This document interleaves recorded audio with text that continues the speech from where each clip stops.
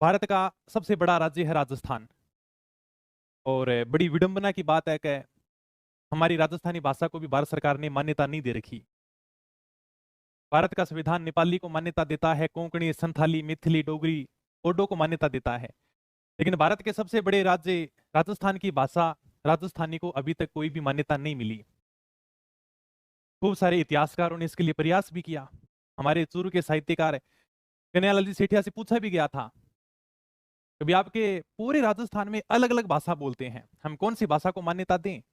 गंगानगर वाले अलग बोली बोलते हैं, जोधपुर वाले अलग बोलते हैं, बाड़मेर वाले अलग बोलते हैं, अलवर जिले में भी 5 प्रकार की भाषा बोलते हैं।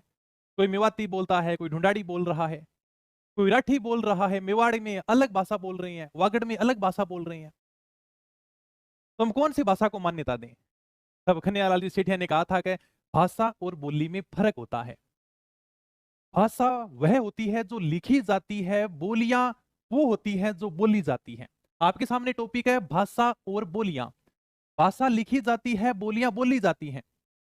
मारवाड़ी, वागड़ी, ढूंढाड़ी, शेखावाटी, हाड़ौती, ये सारी की सारी बोलियां हैं। और हमारे तो कहावत भी है कि कोस कोस पर बदला पानी, 3 कोस पर बदला वाणी। मतलब कि हर 3 कोस पर हमारी बोलियां हमें अलग अलग सुनने को मिलती हैं। मुझे हरियाणवी बोली बहुत बढ़िया समझ में आती है। ऐसा नहीं कि केवल राजस्थान में बोलियां अलग अलग हैं।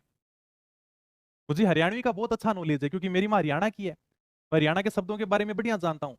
लेकिन मैं जो हरियाणवी बोली जानता हूँ वो अपने भिवानी, चरखी दादरी, जुई, लुहारू, रिवाड़ी वाली समझ पाता हूँ। अगर मैं जींद, करनाल, अंबाला की तरफ चला जाऊं तो मुझे उनकी बोली पूरी समझ में नहीं आती। मतलब कि हरियाणा की भी बोलियां अलग अलग हैं। इसी तरह राजस्थान में भी बोलियां अलग अलग हैं। लेकिन हमारी भाषा राजस्थानी है, जिसको लिखने का पैटर्न एक ही है। कन्हैयालाल जी सेठिया ने कहा भी था कि मीरा कहेगी बिन मानो भाषा राजस्थानी। हमारी मीराबाई राजस्थानी भाषा में पूरा साहित्य लिख कर गई है। जिस भाषा में मीराबाई ने साहित्य लिखा है आप तो केवल उसे मान्यता दे दो।